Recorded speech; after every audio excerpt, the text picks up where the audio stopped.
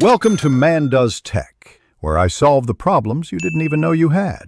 In this video, I will explain how to make mushroom soup at home without corn flour.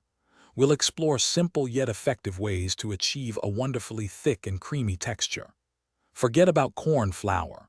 We'll use a classic roux, which is a mixture of butter and flour, to build a robust foundation.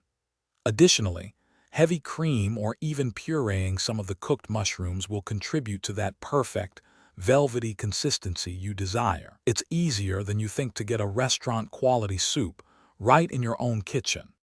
Now, let's talk about what you'll need and how to get started.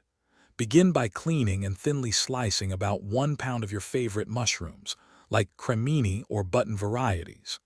Next, finely chop 1 medium-sized onion and 2 cloves of garlic. These aromatics are crucial for flavor. Have ready 4 tablespoons of unsalted butter, 4 cups of good quality vegetable or chicken broth, and 1 cup of rich heavy cream. A little fresh thyme or parsley will also be a lovely addition. Time to get cooking. In a large pot, melt 2 tablespoons of butter and sauté your sliced mushrooms until they are beautifully golden brown and tender. Remove them from the pot for a moment. Then, add the remaining 2 tablespoons of butter, followed by the chopped onion and garlic, cooking until soft. Stir in 2 tablespoons of all-purpose flour to create your roux, cooking it for 1 minute.